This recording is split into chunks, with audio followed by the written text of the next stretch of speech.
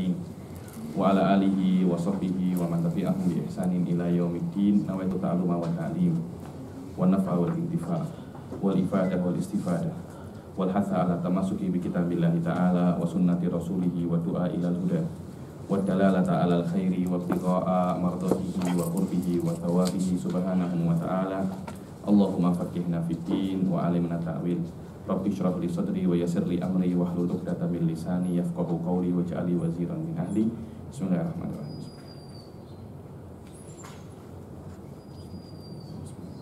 Alhamdulillah. Bagaimana kabar semua? Sehat semua? Ini majelis taklim apa? An-Nur ya. Sudah berapa lama ada ini? Lama kah? Alhamdulillah. Tak payah malu dengan saya pun juga student di sini. Saya sudah 2 tahun di UIA ini. Alhamdulillah saya student PhD di IRK dan sekarang sedang menulis tesis. Alhamdulillah. Ini biasanya muhadarah berapa jam? 1 jam atau 40 menit? 3 jam? 1 jam setengah. 1 jam? 1 jam setengah. Oke, macam kelas di kampus 1 jam setengah. Alhamdulillah. Beberapa hari yang lalu saya dihubungi oleh pihak Majelis Taklim An-Nur ini untuk diminta membuat kuliah. Tapi awal-awalnya saya diminta membuat kuliah mantik di sini. Alamak, saya bilang mantik ada perempuan pula. Saya kira tak sesuai karena terlampau banyak. Akhirnya datanglah Ustadz Akif ke rumah dan berdiskusi tentang subjek. Akhirnya kami sepakat untuk mengajar Qawaid Asasiyah fi ilmi mustalahil hadits,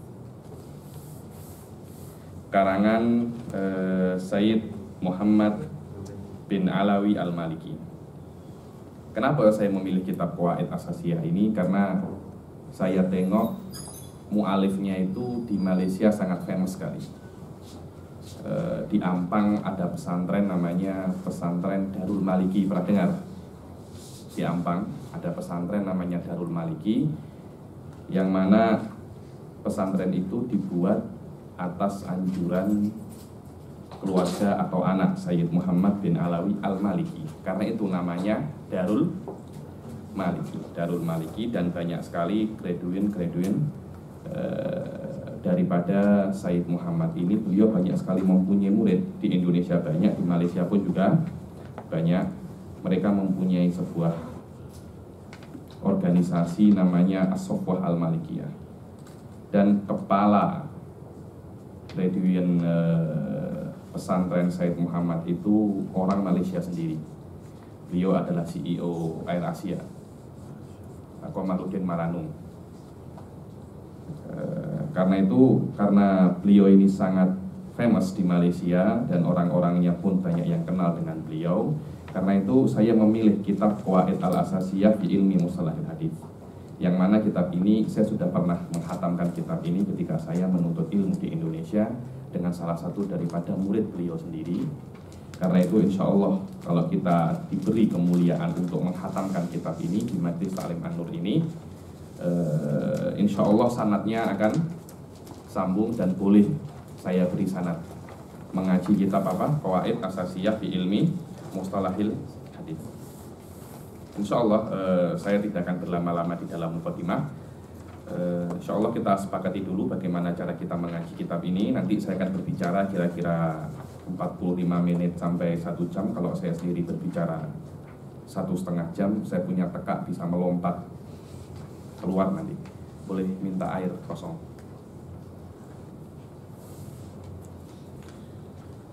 Insya Allah nanti setelah saya menjelaskan sampai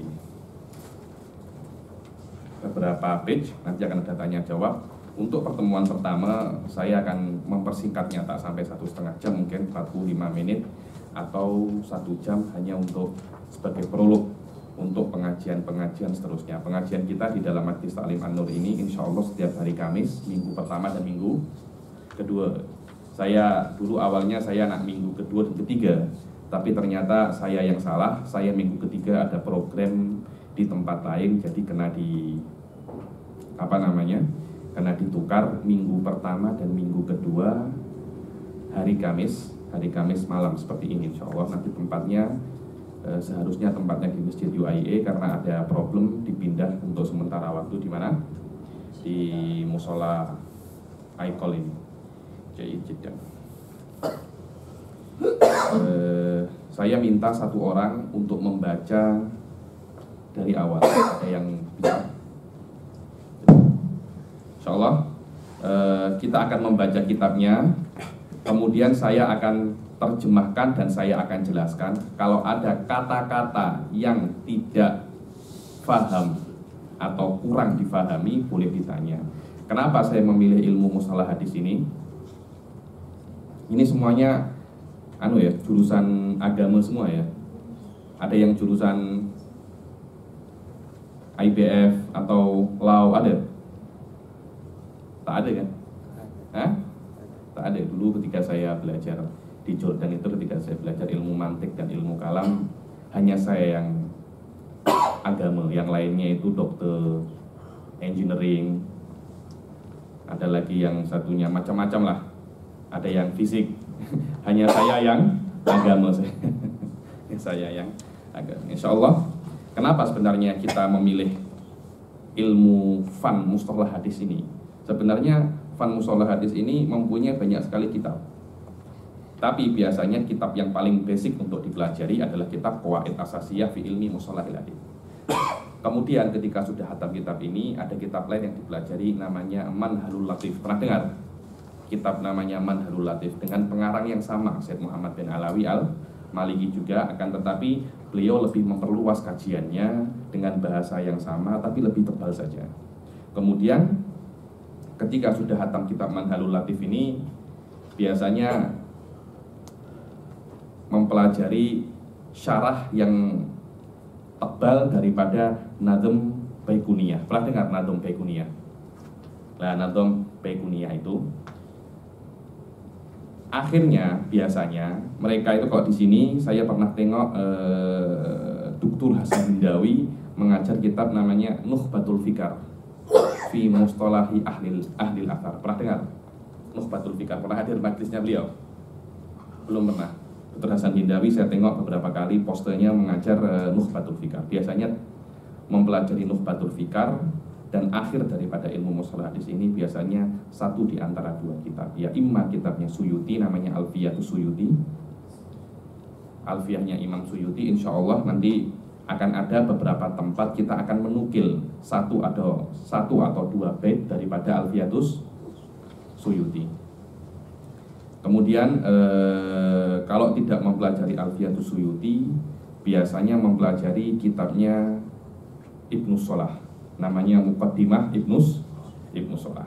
Karena Muqaddimah Ibnu Shalah itu ketika itu menjadi kitab yang paling favorit pada zamannya di dalam ilmu mustalahil hadis. Cuma orang-orang zaman sekarang lebih senang dengan kitabnya Imam Suyuti karena lebih mudah. Kitabnya Ibnu Shalah ini sedikit susah dia. Kenapa? Karena memang orangnya sangat hebat. Jadi ketika beliau itu mengarang, beliau mengira semua orang macam beliau. Jadi kita kalau nak mempelajari kitab beliau itu, kita macam berusaha sedikit keras untuk mempelajari bagaimana sistem bahasa beliau. Dan ilmu mustalah hadis ini adalah, nanti besok-besok buat yang besar ya akhirnya.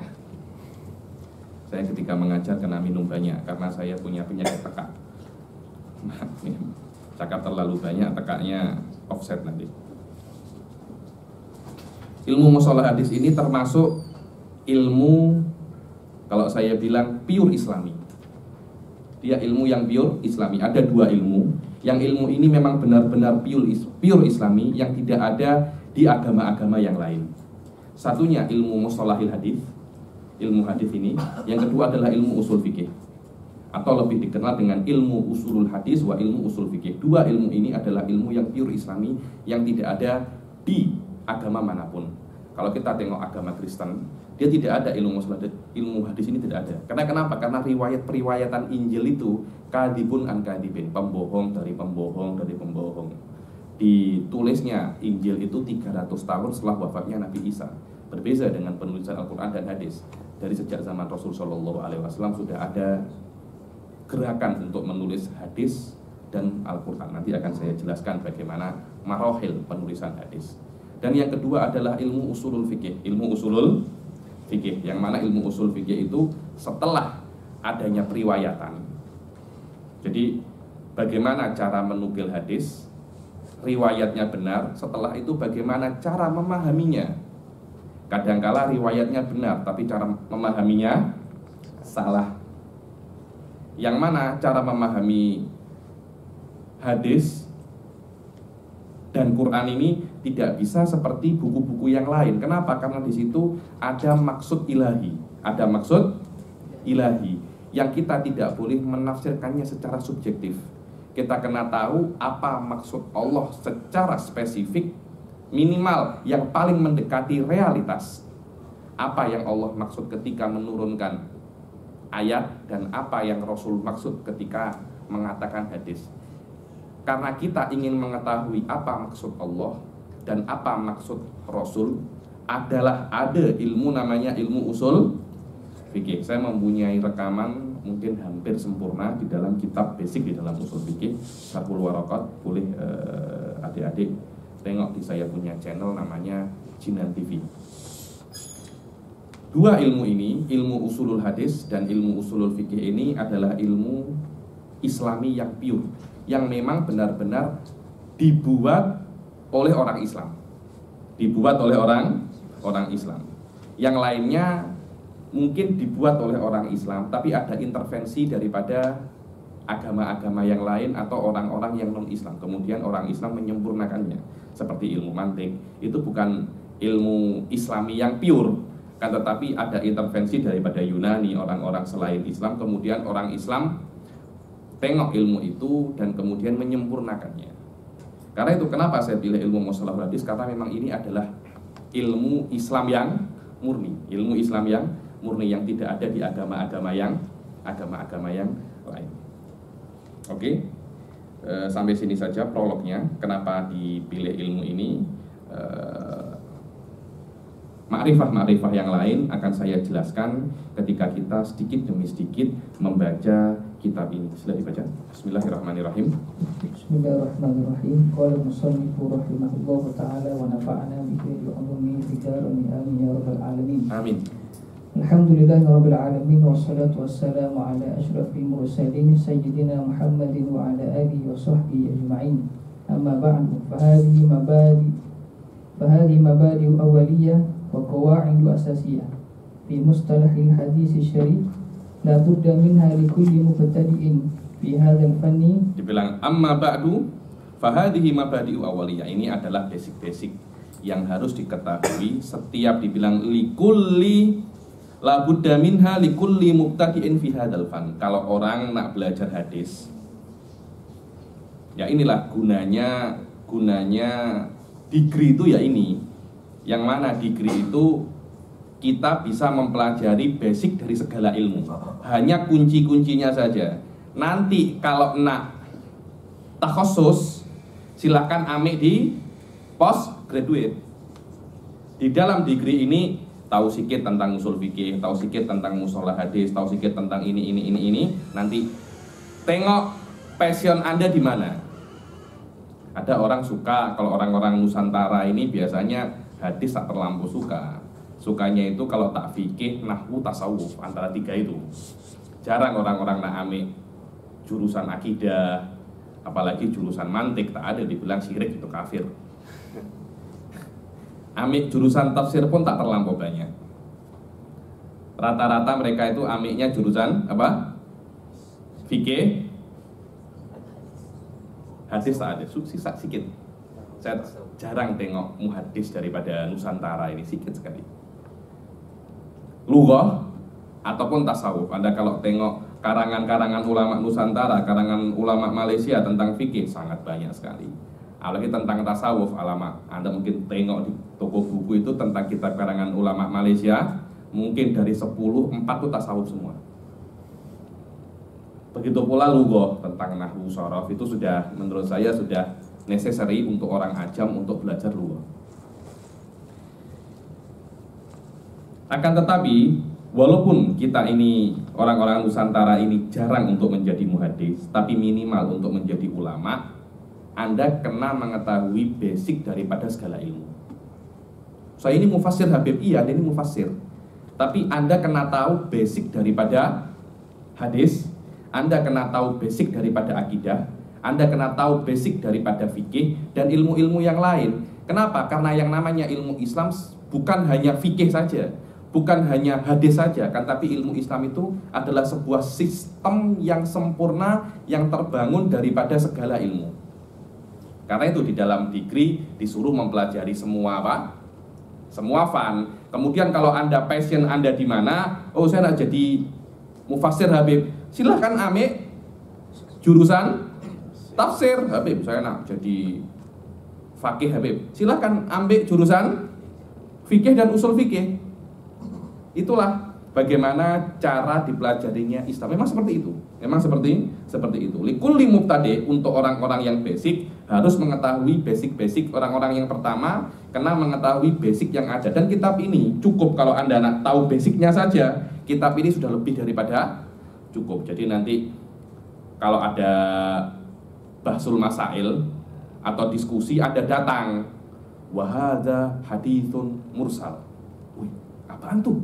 Hadisun mursal. Orang-orang Indonesia cakap orang-orang Jawa. Saya kan orang Jawa. Orang Jawa itu cakap mursal itu orang yang degil. Ini mungkin perawinya degil ini.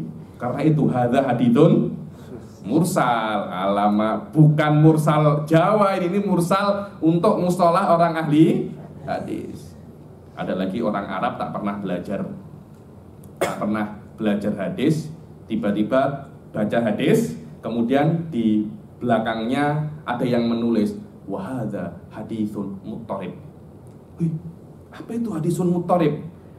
Ini mungkin perawinya terkena Alzheimer, bergetar. Benar, muttarib itu orang yang dibilang muttarib itu murtabish, yang gemetar. Ini pasti sudah tua ini, apa? Perawi hadisnya sudah tua, karena itu dia itu muttarib, dia bergetar. Bukan itu.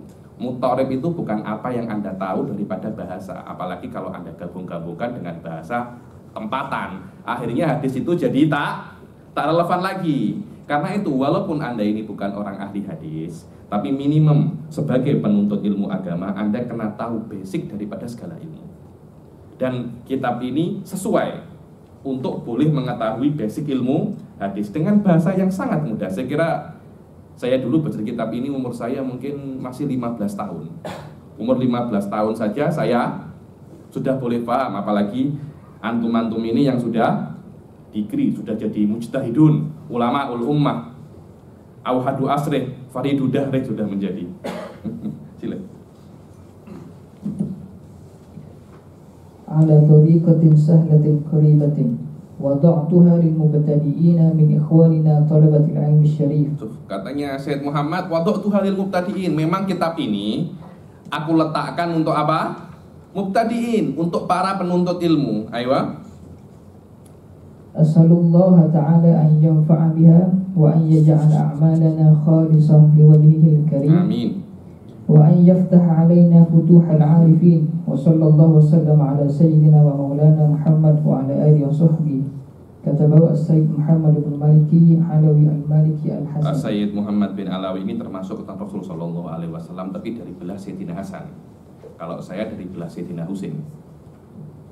Kemudian Sayyid Muhammad ini sudah meninggal usianya masih relatif muda, masih belum sampai 60 tahun, 50 saja ya. Dan katanya wallahu alam jasadnya beliau tidak rusak. Jasadnya beliau tidak rusak. Dan memang Sayyid Muhammad ini bukan dari keturunan keluarga biasa.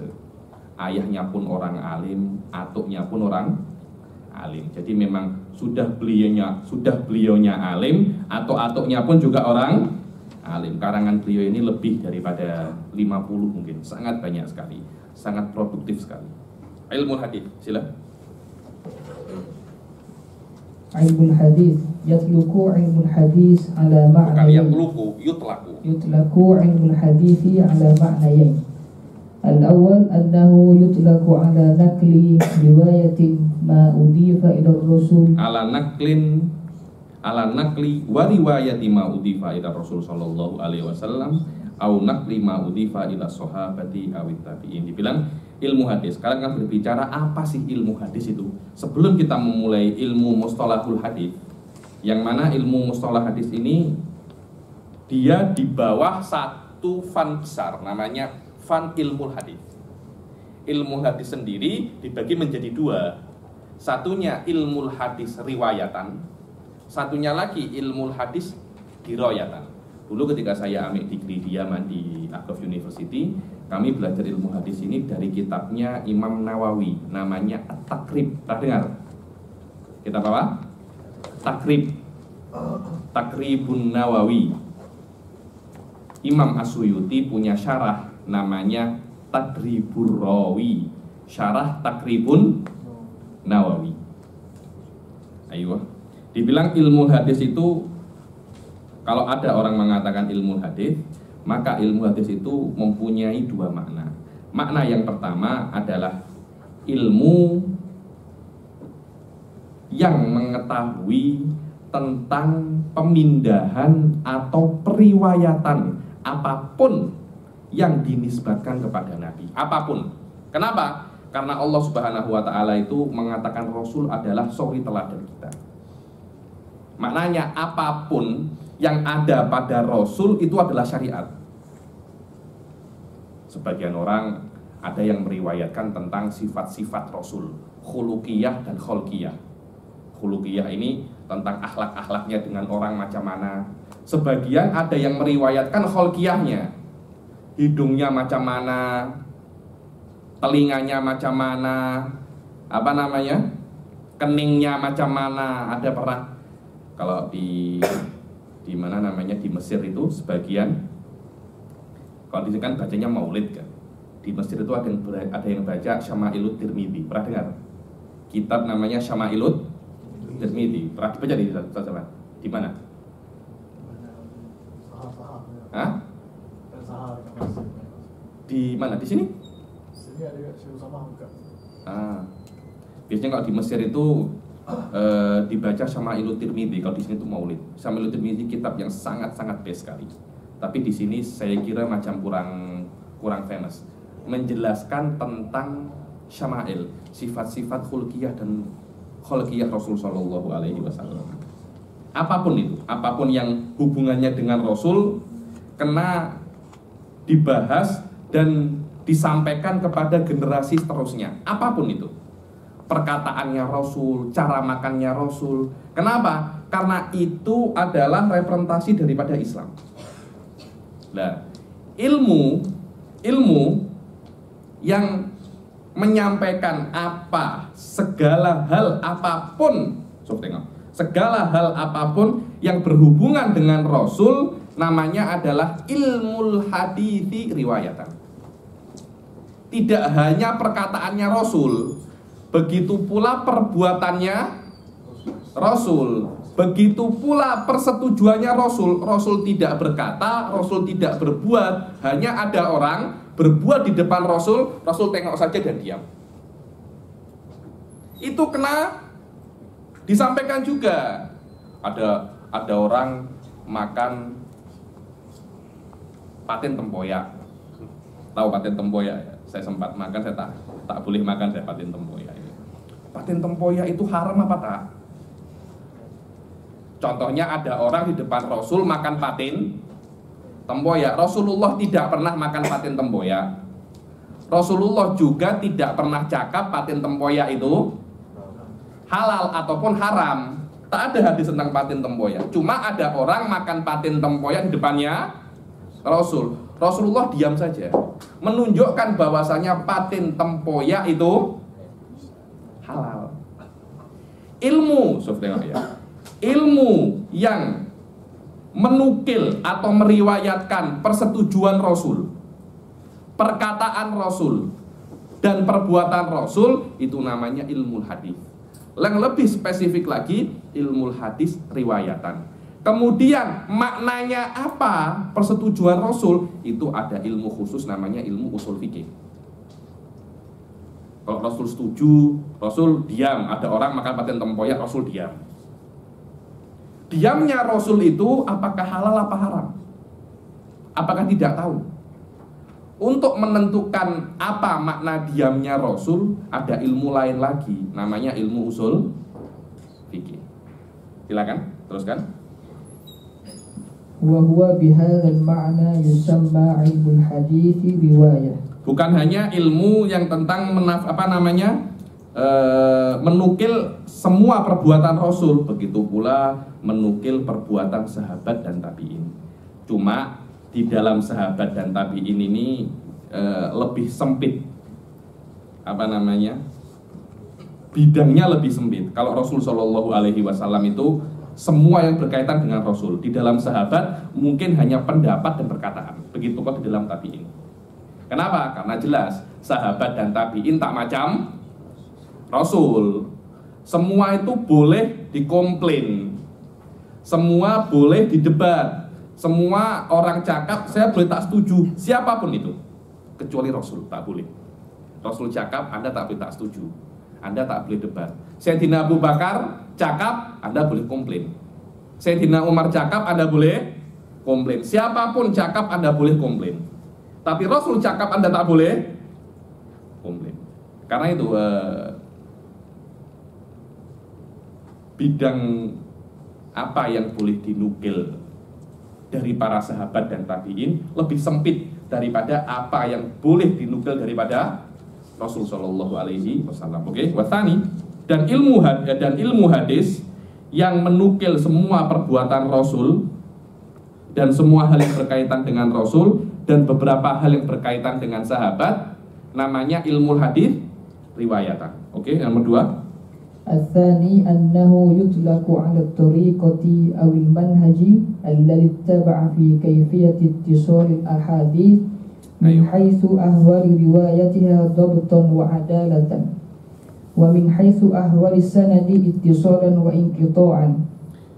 Ilmu yang kedua adalah ilmu yang membahas tentang sistemnya. Yang pertama kan membahas tentang penukilannya. Yang dinukil ini apa? Yang kedua, caranya. Yang kedua ini tidak akan mempunyai harga. Yang pertama ini tidak akan mempunyai harga, kecuali yang kedua ini benar. Oh, saya meriwayatkan hadis dari Rasul. Oke, semua boleh meriwayatkan, tapi cara meriwayatkannya bagaimana? Cara meriwayatkannya bagaimana? Ilmu yang membahas tentang cara periwayatan, ilmu yang membahas tentang bagaimana rijal-rijal orang-orang yang meriwayatkan hadis, dikatakan itu adalah ilmu mustalahil hadis. Dibilang min haitsu ahwali ruwatiha dhabtan wa adalah. Ruwiyaan Anas an Abdullah ibn Umar. Apa Abdullah bin Umar ini apa? Apakah dia itu dhabt? Apa tak? Nanti akan ada beberapa contoh tentang rijalul ahadits. Apa makna dhabt? Apa makna adalah? Semua itu ada makna-makna sendirinya. Ini hanya prolog saja. Ayo silah. Wa min haitsu ahwalis sanad ittisalan wan qita'an. Setelah membahas tentang orangnya, kemudian membahas sambung apa tak? Saya beri contoh ya, Haddatsana Habib Ali Bakir an Mahathir Muhammad. Loh, saya dan Tun Mahathir hidup satu zaman, tapi saya tidak pernah berjumpa. Orang biasa tidak akan tahu saya ini pernah berjumpa atau tidak. Orang hanya tahu saya dan Tun Mahathir ini satu zaman, tapi tidak pernah bertemu. Yang boleh mengetahui itu adalah ulama hadis. Atuknya Sayyid Muhammad ini namanya Abdul Aziz Ad-Dabbagh. Kalau tengok hadis sahih, muttasil, yang sanadnya itu bersambung, tidak ada yang terputus. Kan kalau saya meriwayatkan daripada Mahathir, daripada Tun Mahathir, maknanya ada satu orang antara saya dan Tun. Siapa orang itu? Sayanya oke, Tunnya oke. Orang antara saya dan Tun ini siapa? Ternyata Ustadz Akif. Lah, Ustadz Akif ini tak oke, menjadikan semua hadis ini jadi tak oke. Abdul Aziz Ad-Dabbagh, atuknya Syed Muhammad ini, kalau tengok hadis dia boleh cium baunya. Hadis ini sahih atau tak? Atau tak sahih. Sebagian orang, apa ya, di antaranya yang pernah saya tengok itu Ali Al-Madini. Yang pernah saya dengar Ali Al-Madini itu ditanya orang, "Wahai Ali Al-Madini, tolong hukumi hadis saya. Tolong hukumi hadis saya, ada 10 hadis. Ini sahih, ini hasan, ini dhaif." Terus loh, orangnya ini macam confused. Kok boleh Anda buat macam ini? Fadlullah yu'tihi man yasha. Kalau Anda nak tahu ini benar atau salah, pergi ke satu ulama lagi, saya lupa siapa namanya. Coba bandingkan hukum saya dan ulama ini, sama hukumnya. Sekarang kan sudah ada WhatsApp, ada call. Zaman dahulu macam mana?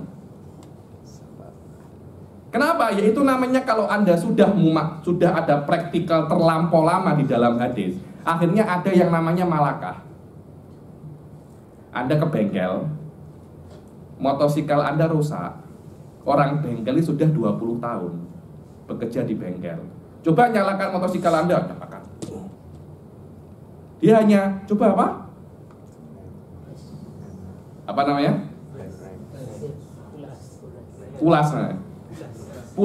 Coba pulas. Wah. Dia dengarkan saja. Coba pulas lagi. Wah. Ini ada rusak di dalam sini. Ini boleh jadi 3 jam lagi saya boleh kerjakan ini. Alamak, belum Anda buka, Anda sudah tahu. Anda wali ini pasti. Kasyaf Anda ini.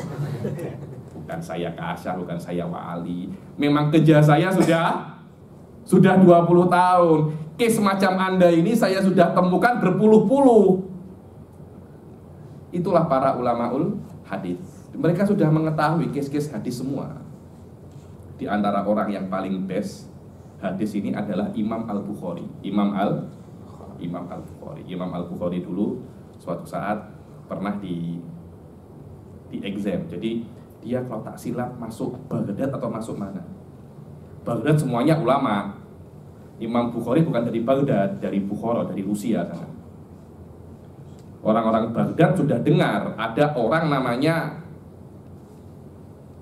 Muhammad bin Ismail Al-Bukhari. Sudah tahu ada orang namanya Imam Bukhari hadis. Tapi kita nak tes dulu benar-benar imam atau bukan. Imam Bukhari masuk Baghdad. Saya nak tes Anda. Silakan. Anda tahu tak hadis ini? Imam Bukhari dimasukkan ke dalam satu auditorium. Di depannya ada 10 orang. Semuanya orang hadis. Setiap orang bawa 10 hadis. Yang mana 10 hadis ini sanadnya sudah dikacau. Jadi kalau contohnya An Ali Bagir, An Akif, An Zaman, An Syekh Aiman Akidi, An Fulan dibolak-balik. Yang Syekh Aiman Akidi di depan, Akif dibolak-balik semua hadisnya. Setiap satu orang bawa 10 hadis. Maknanya kalau 10 orang berapa hadis? 100. Yang mana 100 itu hadisnya, riwayatnya sudah dikacau semua dari orang satu. Wahai Bukhari, a'alim tahadal hadis an fulan. Qala Nabi sallallahu alaihi wasallam, wallahi ana ma'alim. Saya tak tahu. Oke, yang pertama tak tahu. Yang kedua, tak tahu pula. Yang ketiga, tak tahu. Terus sampai hadis ke 100. Tak ada yang tahu. Macam mana katanya engkau ini imam, tapi 100 hadis tak ada yang tahu. Sabar sekejap. Saya akan mulai dari awal. Mulai dari engkau. Yang pertama tadi, hadismu yang pertama anfulan, anfulan, anfulan, itu salah. Yang benar anfulan, anfulan, anfulan. Yang kedua anfulan, anfulan. Semua disebutkan 100 hadis plus sanadnya yang kacau, dibenarkan sanadnya. So, itulah powerfulnya Imam Bukhari. Jadi sekali dengar langsung hafal dengan sanad yang kacau dan kemudian dibenarkan satu-satu. Karena itu Imam Muslim ketika bertemu dengan Imam Bukhari langsung ya Imam, dakni ughassil rijlaik, biarkan aku ini membasuh kedua kakimu. Imam Muslim, Sahih Muslim. Kenapa? Karena keagungan Imam Bukhari. Dibilang atsani yutlaqu ala tariqah awil manhaj alladhi utubi'a fi kaifiyatil ittisalil ahadis min haitsu ahwalu ruwatiha dhabtan wa adalatan wa min haitsu ahwali sanad. Daripada ahwalu sanad. Sanad nanti akan dijelaskan. Sanad adalah rijalul ahadis. Ada beberapa rijal ahadis ini yang bagus, ada yang tak bagus. Kadangkala semuanya bagus, akan tetapi ada semacam terputus.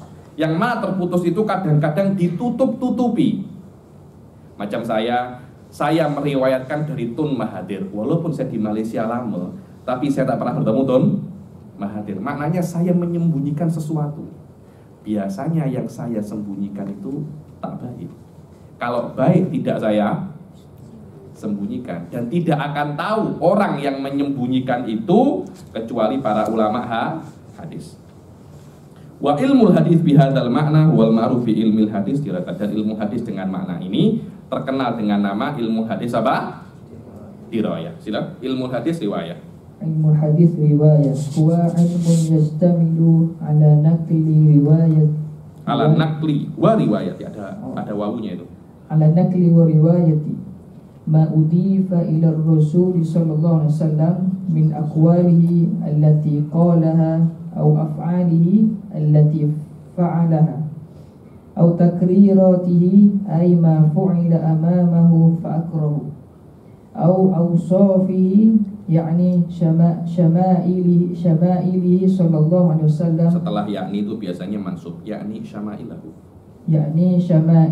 sallallahu alaihi wasallam wa siratuhu qabla al-ba'tsati wa ba'daha. Dibilang apa itu ilmu hadis riwayatan? Adalah sebuah ilmu yang mana ilmu itu kalau kan diriwayatan kan. Sekarang ini apa? Riwayatan. Apa itu ilmu hadis riwayatan? Adalah ilmu hadis yang menukil atau meriwayatkan apa saja yang dinisbatkan kepada Rasul Shallallahu Alaihi Wasallam daripada perkataannya, perbuatannya, dan takrirat, persetujuannya. Apa itu? Aimafu ila amamahu fa'aqarrah. Dibilang apa yang diperbuat seseorang di depan Rasul, kemudian Rasul diam dan mengakuinya bahwasanya itu benar. Au ausofahu, atau sifat-sifat Rasul, yakni apa? Syama'ilahu, sifatnya kholqiyah. Sallallahu alaihi wasallam wasiratahu, bagaimana kehidupan Rasul sallallahu alaihi wasallam, bagaimana biografi Rasul, karena setiap biografi Rasul di situ ada hukum yang boleh kita ambil faedahnya di situ. Sebelum bi'tsah, sebelum Rasul diutus menjadi nabi, sebelum Rasul berumur 40 tahun atau setelah Rasul berumur 40 tahun. Au naqli ma udifa ila sahabah awit tabi'in, atau menukil apa yang diriwayatkan daripada tabi'in atau sahabat. Maudu'uhu dzatu Rasulillah sallallahu alaihi wasallam min haitsul aqwali wal af'ali wat takrirati. Faidatuhu al-inayah bihadz. Maudu apa objek pembahasan ilmu hadis riwayah ini? Objeknya adalah dzatur Rasul. Segala hal yang berkaitan dengan Rasul daripada perkataan, perbuatan, dan persetujuan. Faidatuhu al-inayatu bihafzi sunnati nabawiyyah wa ma'rifatuha wa nashruha bainal muslimin wa fi dzalika faidatun وفي ذلك فائدة بقائها Wa fi dzalika faidatu baqaiha wa adamun dirasiha. وفي ذلك فائدة بقائها Faidatu بقائها wa adamun dirasiha. Apa faedahnya belajar ilmu hadis riwayah ini? Di situ ada faedah menjaga sunnah Rasul Shallallahu Alaihi Wasallam. Dulu ada cerita bahwasanya Imam Ahmad bin Hambal yang mempunyai musnad Imam Ahmad bin Hambal, diriwayatkan Imam Ahmad ini hafal alfi hadis. Berapa alfi ini? 1000 kali 1000 berapa? 1 juta. Bayangkan hafal 1 juta itu macam mana? Kalau saya tanya hafal Arba'in Nawawi kah? Tak hafal. Arba'in Nawawi 40 hadis, tak ada yang hafal. Imam Ahmad bin Hambal itu hafal berapa? 1 juta. Hafal 1 juta hadis. Satu muridnya diajari hadis, sudah hafal puluhan ribu hadis. Masya Allah, setelah hafal puluhan ribu hadis, sekarang engkau sudah graduate. Tapi saya kena cakap, semua hadis yang saya suruh Anda untuk menghafal, semuanya adalah hadis palsu semua. Hadis apa? Menangis dia. Ya, itu bukan hadis palsu. Engkau suruh aku menghafal puluhan ribu hadis palsu. Iya. Jangan engkau kira ilmu hadis ini macam pemain bola. Ada yang striker, ada yang apa? Ada yang back, ada yang apa? Kiper kan? Anda ini kiper. Jadi tidak hanya menyerang saja, tapi ada yang kalau ada orang nak serang, Anda boleh tangkis. Karena Anda kalau tengok hadis-hadis palsu itu teruk. Ada orang jualan apa itu yang kalau orang bahasa terung, tahu terung? Orang-orang Jordan cakapnya janggol. Ada hadis tentang fawaid janggol. Man akala janggol yassarallahu hisabahu yaumal qiyamah. Barang siapa makan terung, maka Allah akan memudahkan hisabnya pada hari kiamat. Ditulisi wa hadza hadisun maudhu. Ini adalah hadis palsu. La'alla wadi'uha ba'i janggol. Yang buat hadis ini adalah pedagang terung. Orang-orang zaman dahulu kalau punya dagangan, kalau punya apa namanya? Jualan, punya niaga. Nah, niaga make up lah, nak niaga apa? Banyak dari mereka memaudhukan hadis. Alamak, tak ada cara lain kah selain memaudhukan hadis? Karena itu kena orang yang mempelajari semua hadis maudhu, agar kalau ada hadis ini Anda sudah tahu ini adalah hadis maudhu. Kenapa? Karena mempelajari hadis maudhu pun, hadis palsu pun, nanti ketika kita belajar ini, nanti akan saya beritahu ada beberapa kitab yang untuk mengetahui hadis maudhu. Nanti bila-bila saya boleh ajari kalian takhrijul ahadits. Dulu saya ketika di Akof, saya pernah belajar 1 semester tentang takhrijul ahadits, ada kitab-kitabnya. Tapi lil asaf kitab takhrijul ahadits ini yang paling famous kepunyaan orang barat. Saya lupa siapa namanya, Lewing. Ada kitabnya macam kamus itu. Hidup di zamannya Muhammad Rashid Ridho.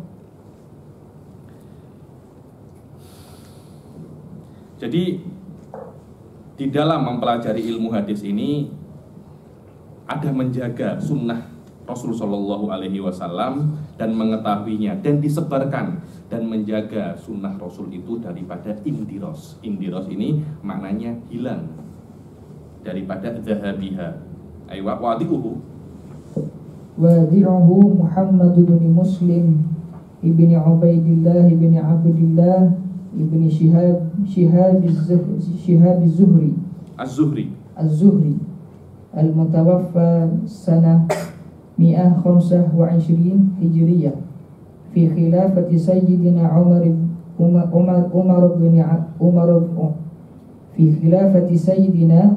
bin Abdul Aziz. Saya beri kaidah ya. nun yang ada di ibn ini, ibn yang pertama mengikuti harokat sebelumnya. Jadi fi khilafati Sayyidina Umar ibni. Kalau roknya itu kasroh, nunnya pasti kasroh yang pertama saja. Kalau roknya itu dhammah, nunnya pasti dhammah. Roknya itu fathah, nunnya pasti fathah. Nun setelahnya kan kadang-kadang Umar bin Abdul Aziz bin ini. Bin setelahnya pasti kasroh. Jadi kalau contoh saya Ali ibnu Bagirin ibni Ali. Nun yang kedua pasti kasroh. Nun yang pertama mengikuti harokat sebelumnya. Fi khilafati Sayyidina Umar ibn Abdul Aziz. Maknanya wadi itu adalah siapa sih? Orang yang pertama kali membuat ilmu hadis riwayatan adalah orang namanya Ibn Syihab Az-Zuhri. Ibn Syihab Az-Zuhri di dalam masa kekhilafahan Sayyidina Umar ibn Abdul Aziz. Ketika itu awal-awal pembukuan hadis itu ada tiga fase sebenarnya. Fase yang pertama itu adalah pada zaman Rasul Shallallahu Alaihi Wasallam, yang mana Rasul itu melarang para sahabatnya untuk menulis hadis, tak boleh ditulis. Kenapa? Karena pada saat itu masih di dalam tahap penulisan Al-Quran. Kalau hadis juga ditulis, nanti takut akan kacau antara hadis dan Quran. Kemudian lama-kelamaan Al-Quran ini sudah stabil. Sudah tak mungkin ada tercampur, karena sudah Al-Quran bukan hanya ada di buku, tapi ada di dada juga. Maknanya orang-orang sudah hafal. Sekarang Anda Al-Quran, Anda rubah satu alif lam saja, satu alif saja orang boleh tahu. Orang Yahudi sempat nak rubah waman yakbalu waman yabtaghi ghairal islami dinan. Ghairnya dihapus. Waman yabtaghil islama dinan. Orang-orang sudah tahu. Anda jangankan ghairu, Anda rubah lam saja orang-orang boleh tahu sekarang. Ketika sudah sampai derajat itu, Rasul confident tidak akan ada kekacauan antara hadis dan Al-Quran. Langsung Rasul mengatakan,